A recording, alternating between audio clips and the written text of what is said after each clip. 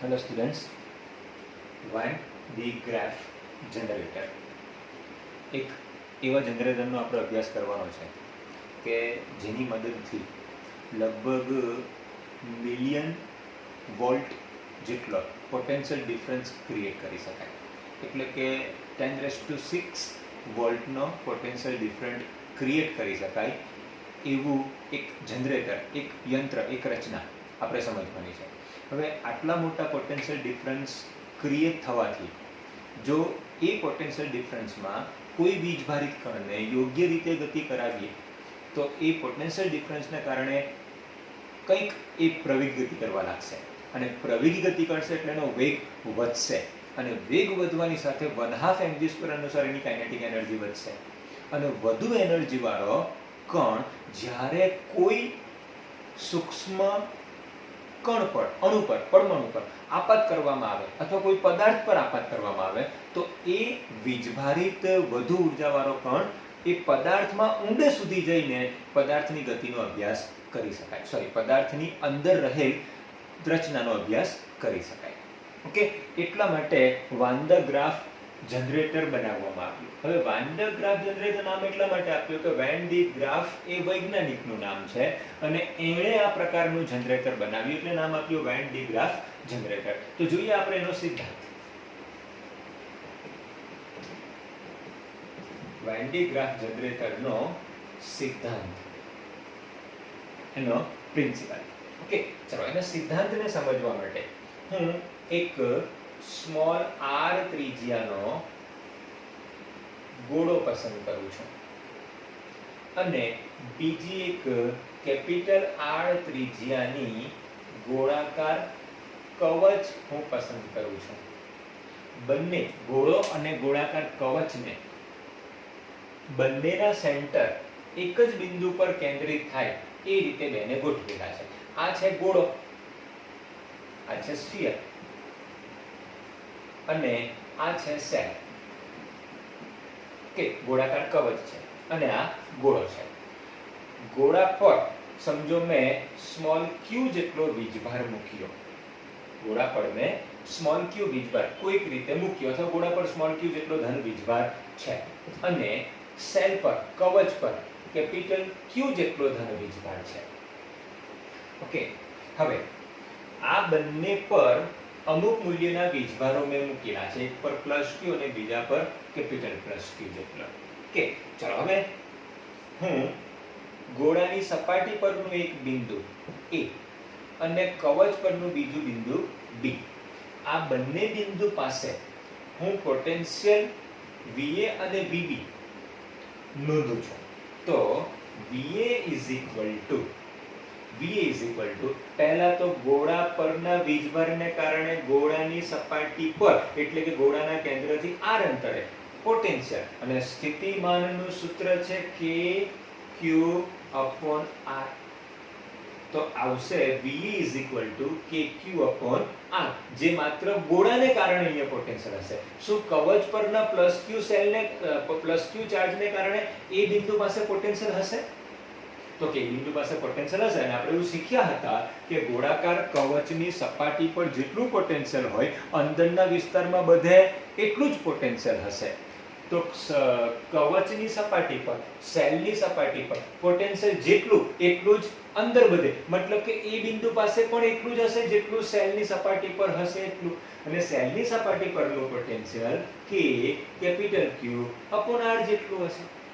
તો એ બિંદુ પાસે બે વીજભારિત તંત્રને કારણે બે પોટેન્શિયલ મળશે. એનો સરવાળો કરીશું એટલે આપણને મળશે એ બિંદુ પાસેનું પોટેન્શિયલ. ચલો એ જ પ્રમાણે બી બિંદુ પાસેનું પોટેન્શિયલ જો VB થી દર્શાવું તો પહેલા હું નક્કી કરું ગોળા પર રહેલ સ્મોલ q વીજભારને કારણે ગોળાથી r અંતરે પોટેન્શિયલ. તો ગોળાને કારણે પોટેન્શિયલ હશે kq/r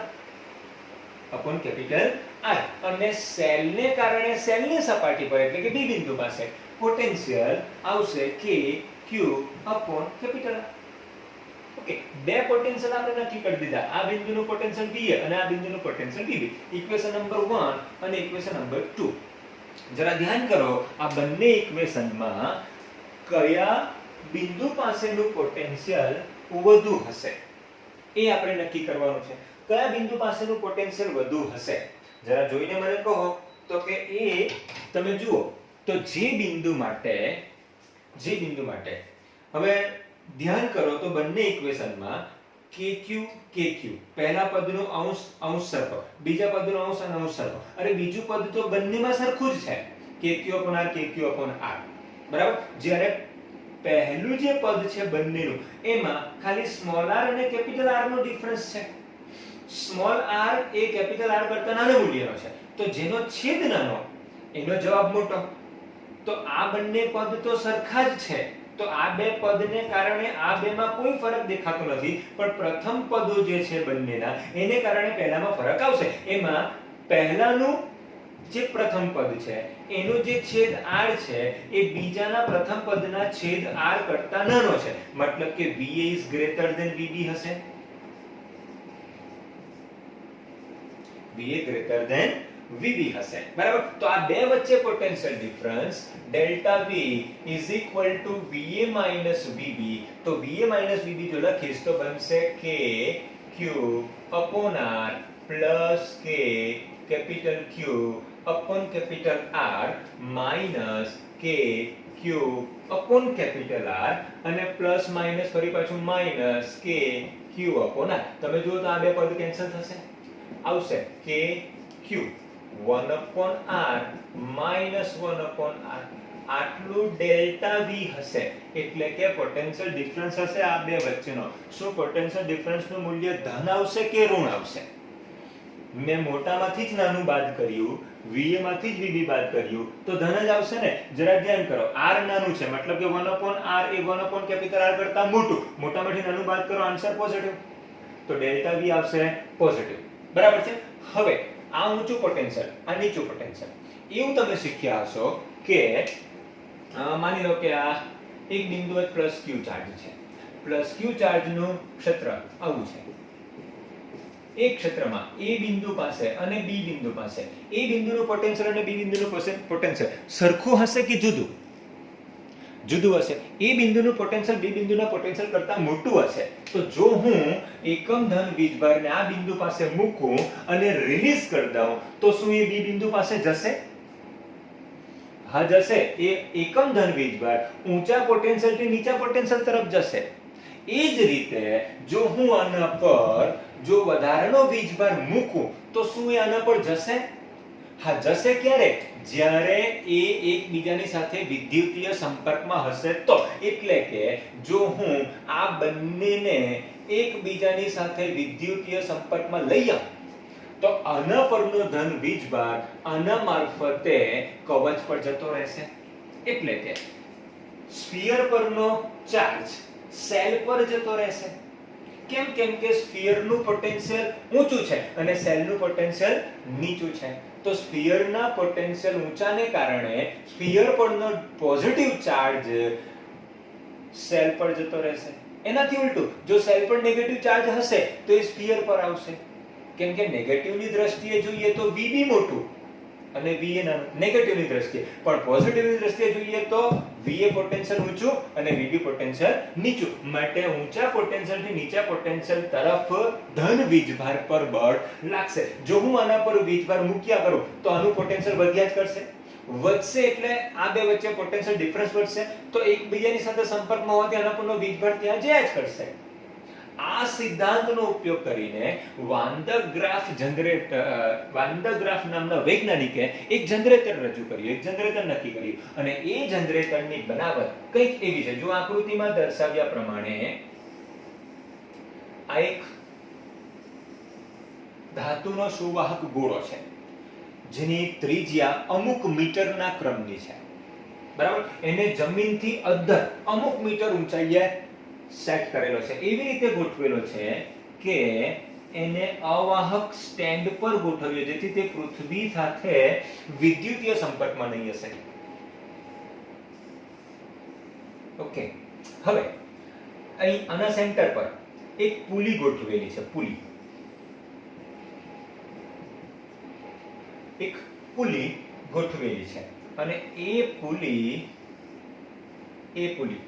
કંઈક નીચે રહેલ બીજી એક પુલી જેની સાથે મોટર ફિટ કરેલી છે, મોટર, અને એક અવાહક પટ્ટા વડે આ બંને પુલીને જોડેલી છે. એટલે કે જો મોટર વડે આ પુલી ક્લોકવાઇઝ ભ્રમણ કરે તો બેલ્ટ ઉપર જશે, આમ નીચે આવશે અને આ પણ આમ ક્લોકવાઇઝ ભ્રમણ કરશે. બરાબર છે? ઓકે. હવે આ જે અવાહક પટ્ટો છે, અવાહક પટ્ટો કેમ લીધો, સુવાહક પટ્ટો કેમ નહીં? અવાહક પટ્ટો એટલા માટે કે અવાહક પદાર્થ પર જ્યાં તમે ચાર્જ મૂકશો ને એ ચાર્જ ત્યાં જ રહેશે, એ જ બિંદુ પાસે રહેશે. જ્યારે સુવાહક પર મૂકશો તો એ એવી રીતે વિતરિત થઈ જશે આખી સુવાહકની સપાટી પર કે બધી બાજુ પર વીજ ભારનું વિતરણ સરખા પ્રમાણમાં થાય. બરાબર? જ્યારે અવાહક પટ્ટા માટે જેટલો વીજભાર તમે જ્યાં મૂકશો ત્યાંનો ત્યાં જ રહેશે. બરાબર છે? હવે બહારથી હું આ પુલી પર એટલે કે અવાહક પટ્ટા પર વીજભારનો સ્પ્રે કરું છું. કોઈક રીતે હું વીજભારને પટ્ટા પર મોકલું છું. હવે મોટર ઓન રાખેલી છે એટલે પટ્ટો પુલી ક્લોકવાઇઝ ફરે છે તો આ ભાગ ઉપર જશે, તો એની સાથે આ બ્રશ દ્વારા જે વીજભાર અહીંયા જમા થયો એ પટ્ટા મારફતે આમ ઉપર જશે, એ ઉપર જયા કરશે. બરાબર? અહીંયા આવું મિકેનિઝમ કરેલો છે, અહીં કાણું પાડેલું છે જેથી પટ્ટો અંદર આમ ફરી શકે. ઓકે, અહીંયા પહોંચ્યો. હવે આને પણ આની સાથે વિદ્યુતીય સંપર્ક કરાવવામાં આવે એટલે પટ્ટા પરનો વીજભાર આ બ્રશ મારફતે ખેંચાઈ આવશે અને એ વીજભાર અહીંયા આપમેળે જતો રહેશે. કેમ? કેમ કે આની ત્રિજ્યા સ્મોલ r છે, આની ત્રિજ્યા કેપિટલ R છે. તમે જુઓ તો આ જ બે સ્થિતિ અહીંયા ઉત્પન્ન થઈ. આ બિંદુ પરનું પોટેન્શિયલ ઊંચું હશે અને આ બિંદુનું પોટેન્શિયલ નીચું હશે. ઊંચા પોટેન્શિયલથી નીચા પોટેન્શિયલ તરફ વીજભાર આપમેળે ગતિ કરીને જશે અને એ આ કવચ પર જે વિદ્યુતની દ્રષ્ટિએ સુવાહક છે એ કવચ પર બધી બાજુ ફરતે સરખે ભાગે વહેંચાયા કરશે. બરાબર? આમ જેટલો આના પર આપણે વીજભાર સ્પ્રે કરતા જઈશું એટલો વીજભાર આ બ્રશ મારફતે ઉપર આવ્યા કરશે. આનું પોટેન્શિયલ વધતું જ જશે. હંમેશા આના કરતા આનું પોટેન્શિયલ ઓછું જશે. ભલે આના પરથી આના પર ચાર્જ જતો રહેતો હોય પણ હંમેશા આનું પોટેન્શિયલ ઊંચું જ હશે અને આનું પોટેન્શિયલ નીચું જ હશે. આના પર ઝીરો પોટેન્શિયલ, આના પર ઝીરો વીજભાર હોય ને તો પણ આના કરતા આનું પોટેન્શિયલ ઊંચું જ હશે. કેમ? કેમ કે સપાટી પર જેટલું પોટેન્શિયલ છે એટલું જ સપાટીની અંદર, કવચની અંદર બધે હોવાનું. મતલબ કે આ બિંદુ પાસે સપાટી પર છે એટલું તો હોવાનું. જો આના પર એક પણ પ્રકારનો વીજભાર ન હોય તો પણ આના પરનો જે પોટેન્શિયલ છે એટલું પોટેન્શિયલ આના પર હોવાનું જ છે.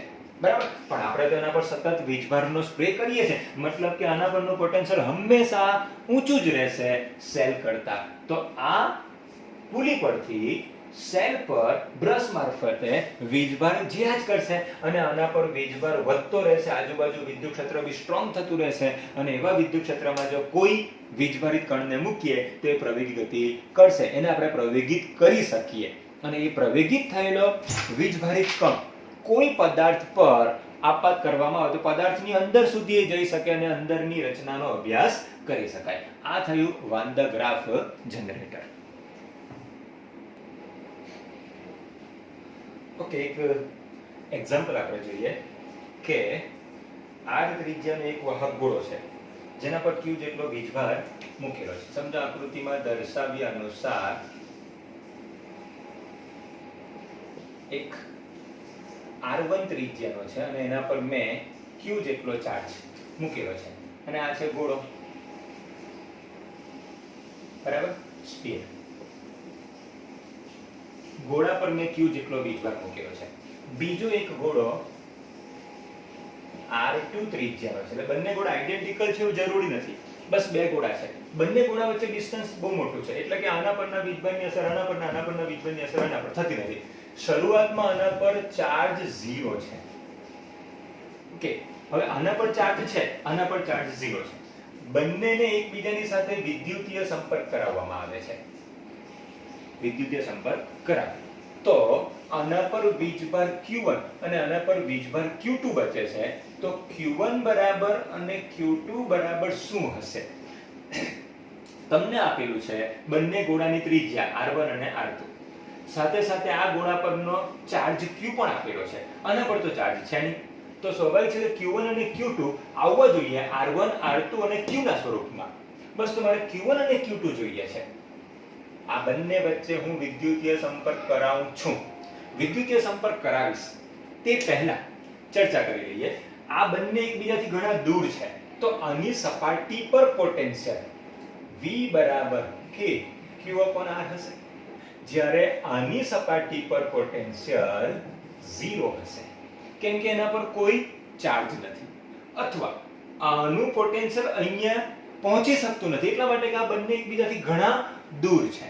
બરાબર. તેવા સંજોગોમાં આના પરનું પોટેન્શિયલ V1 બરાબર KQ/R છે, જ્યારે આના પર પોટેન્શિયલ નથી. હવે જો હું વિદ્યુતીય સંપર્ક કરાવી દઉં, વિદ્યુતીય સંપર્ક કરાવી દઈએ એટલે વીજભારની આપલે થવા લાગશે, કેમ કે આનું પોટેન્શિયલ ઊંચું છે, આનું પોટેન્શિયલ નીચું છે. ઊંચા પોટેન્શિયલથી નીચા પોટેન્શિયલ તરફ વીજભાર ગતિ કરીને જશે, અને એ વીજભાર અહીંયાથી અહીંયા ક્યાં સુધી આવ્યા કરશે? તો કે ભૂતકાળમાં આપણે એવી ચર્ચા કરી હતી કે જ્યાં સુધી બંનેના પોટેન્શિયલ કોન્સ્ટન્ટ એટલે કે સમાન ન થાય ત્યાં સુધી વીજભારની આપલે થયા કરશે, આના પરથી આના પર. બરાબર. એવું નહીં કે બંને પર સરખા ભાગે વહેંચાશે, સરખા ભાગે વહેંચાવાનો નથી, એટલા માટે કે બંનેની ત્રિજ્યા અલગ અલગ છે. જો બંનેની ત્રિજ્યા અલગ હોય તો સ્વાભાવિક છે કે બંને પરનો વીજભાર પણ અલગ હોય તો જ પોટેન્શિયલ સરખું થઈ શકે, નહીં તો પોટેન્શિયલ સરખું થશે નહીં. અને પોટેન્શિયલ સરખું થાય ત્યાં સુધી વીજભારની આપલે થયા કરશે, અને એટલે બંને પર વીજભાર અલગ હશે, કારણ કે R1 અને R2 ત્રિજ્યાઓ જુદી છે. ઓકે. પણ એટલું ચોક્કસ કે Q1 અને Q2 વહેંચાય તો Q માંથી જ છે ને, એટલે ઇક્વેશન આવું લખી શકીએ Q Q1 Q2. ઓકે, આને કહી દો ઇક્વેશન નંબર 1. હવે આપણે એવું કહ્યું કે પહેલા ગોળાનું પોટેન્શિયલ VA અથવા V1 અને બીજા ગોળાનું પોટેન્શિયલ V2 બંને સરખા જ હશે, બંને પોટેન્શિયલ સરખા હશે. ક્યારે? જ્યારે એકબીજાની સાથે વિદ્યુતીય સંપર્કમાં કરાવી દઈએ ત્યારે. અને થઈ ગયા પછી બંનેના પોટેન્શિયલ ઇક્વલ થશે, ત્યાં સુધી વિદ્યુત ભારની આપલે ચાલ્યા કરશે. સમજો આપલે પૂરી થઈ ગઈ તો V1 બરાબર V2 થઈ જશે. V1 K Q1/R1 હવે રહેશે. પહેલા હતું KQ/R અથવા કેપિટલ R1, હવે થશે K Q1/R1, કેમ કે Q માંથી Q2 જેટલો ચાર્જ અહીંયા જતો રહ્યો તો આના પર વચ્ચે Q1 જેટલો, તો આવશે K Q1/R1 K Q2/R2. હવે આ ને આ કેન્સલ થઈ જશે, માટે Q1 ના છેદમાં Q2 R1 ના છેદમાં R2. આપણે ઇક્વેશન આપણને Q અને R વચ્ચેના સંબંધ વાળું મળ્યું.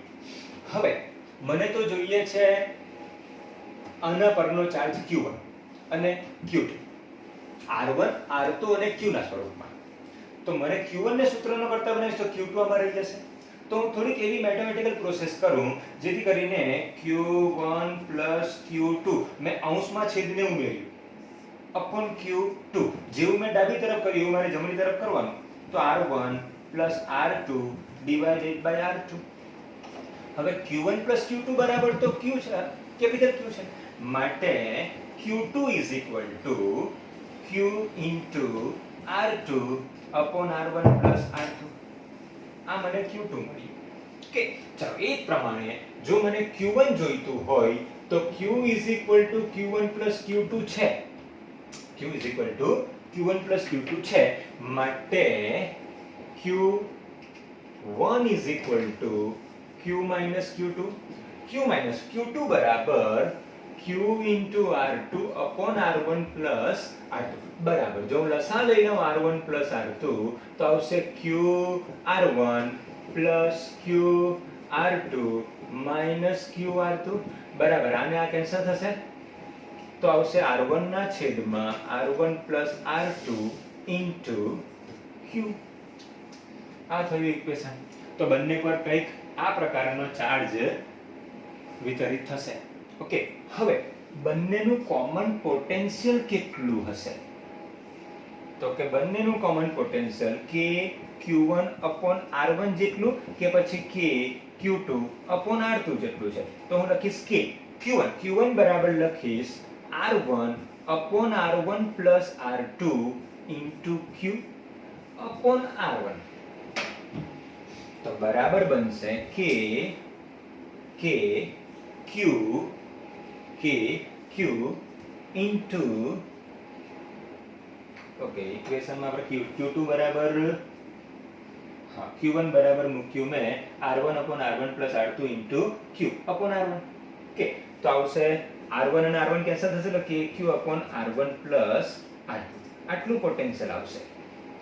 તમે આમાં કિંમત મૂકીને કરી જુઓ તો કે Q2 બરાબર આવશે Q R2 upon R1 plus R2 છેદમાં R2. આને આ કેન્સલ થશે તો આવશે કે Q upon R1 plus R2. બંને સરખા જ આવશે. તો કોમન પોટેન્શિયલ હશે કે Q upon R1 plus R2. આ થયું એક એક્ઝામ્પલ પોટેન્શિયલને લગતું. ઓકે, બીજું એક્ઝામ્પલ જોઈએ. આકૃતિમાં દર્શાવ્યા અનુસાર એક R ત્રિજ્યાની રિંગ છે. ત્યાંથી R જેટલા અંતરે છે બીજી એક R ત્રિજ્યાની રિંગનું કેન્દ્ર રહે તેમ એકબીજાને સમાંતર રિંગ ગોઠવેલી છે. બરાબર. આ રિંગ પર ચાર્જ Q1 છે અને આના પર ચાર્જ Q2 છે. આનું સેન્ટર O અને આનું સેન્ટર O' છે. સમજો પહેલી રિંગના સેન્ટર O પરથી મારે પ્લસ Q ચાર્જને બીજી રિંગના સેન્ટર પર લઈ જવું છે. એના માટે કરવું પડતું કાર્ય શોધવાનું છે. ઓકે, ફરી પાછા સવાલ આપણો શું છે તે સમજો. બે રિંગ છે, એક રિંગ A અને બીજી રિંગ B.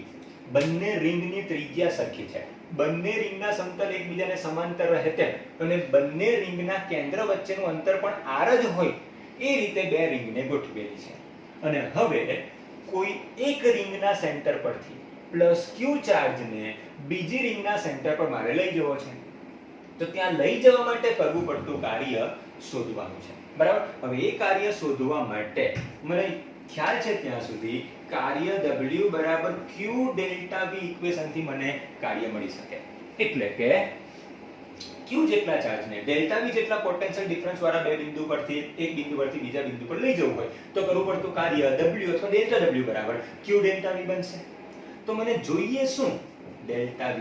તો જ્યાં delta V is equal to VA minus VB કે VB minus VA મારે કરવાનું VA minus VB અથવા તો VO minus VO dash. O પરથી O dash પર મારે લઈ જવું છે.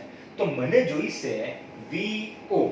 VO એટલે આ બિંદુ પાસેનું પોટેન્શિયલ. હવે આ બિંદુ પાસે પોટેન્શિયલ બંનેને કારણે હશે. આને કારણે આ બિંદુ પર પોટેન્શિયલ કોઈ રિંગ પરના Q ચાર્જને કારણે રિંગના કેન્દ્ર પર પોટેન્શિયલ કે Q1 upon R થશે. યાદ કરો, રિંગ પર Q જેટલો ચાર્જ છે, રિંગની ત્રિજ્યા કેપિટલ R જેટલી છે, તો રિંગના કેન્દ્ર પર પોટેન્શિયલ કે Q1 upon R બનશે. પણ આ બિંદુ પાસે આનું પોટેન્શિયલ પણ હશે જ ને. પણ આપણને ખબર છે પોટેન્શિયલ એટલે ચાર્જ એટલે K ઇન્ટુ ચાર્જ અપોન બિંદુનું ચાર્જ થી અંતર. તમે જુઓ તો આના પરનો જે ચાર્જ હશે ને આ રિંગ પરનો, એ રિંગ પરનો ચાર્જ એના રિંગના પરિઘ પર હશે. અને પરિઘથી આ બિંદુનું ડિસ્ટન્સ કોઈ પણ આ બીજી રિંગ પરના બિંદુ પરથી લો તો સરખું જ આવવાનું છે. મતલબ કે Q2 ચાર્જ થી આ બિંદુ આટલા અંતર આવેલું છે. આટલું અંતર એટલે સમજો આ R, આ પણ R, તો આ બનશે √2R. આ ડિસ્ટન્સ બનશે √2R. તો હવે એમ કહેવાય કે Q2 ચાર્જ થી √2R જેટલા અંતર આવેલા બિંદુ પાસે પોટેન્શિયલ એટલે કે Q2 upon R√2. કે Q2 upon R√2. ચલો એ જ પ્રમાણે VO dash તમારે કહેવાનું છે. VO dash બરાબર આ રિંગને કારણે પહેલા આ રિંગને કારણે આ બિંદુ પાસે પોટેન્શિયલ સેમ આની જેમ જ શું આવશે કે Q1 upon R ના બદલે મારે લખવાનું આ ડિસ્ટન્સ અને એ ડિસ્ટન્સ એટલે R√2 પ્લસ K Q2. હવે Q2 ને કારણે અહીં એટલે ડિસ્ટન્સ કેટલું R. ઓકે, ચલો માટે delta V is equal to સીધે સીધું W લે. W is equal to Q into VO minus VO dash. તો is equal to Q. VO એટલે કે Q1 upon R plus K Q2 upon R√2 minus K Q1 upon R√2 minus K Q2 upon R. Is equal to જે common હશે આપણે બહાર લઈ લઈએ તો કે k q upon r r બધામાં છે એને કોમન લઈ લઈએ કે અંદર રહી ગયું q1 r તો બહાર આવી ગયું plus q2 upon √2 minus q1 upon √2 અને માઈનસ q2 બસ આટલું અંદર રહી ગયું ઓકે ચાલો અને થોડોક સુધારા વધારો કરીને યોગ્ય રીતે આપણે એને ગોઠવી લઈએ ઓકે તો શું બનશે આમાંથી k q upon r હું q1 કોમન લઈ લઉં આ બે પદમાંથી તો આવશે 1 માઈનસ 1 upon √2 અને પ્લસ આમાંથી હું આ બે પદમાંથી હું q2 કોમન લઈ લઉં q2 કોમન લઈ લઉં તો 1 upon √2 minus 1 થશે 1 upon √2 minus 1 એને હું માઈનસ જો બહાર લઈ લઉં તો અહીંયા માઈનસ કરી શકું અહીંયા માઈનસ અને અહીંયા પ્લસ કરી દઉં ઓકે ચાલો બરાબર k q upon r હવે આમાં તમે જુઓ તો હું 1 minus 1 upon √2 ને કોમન લઈ શકું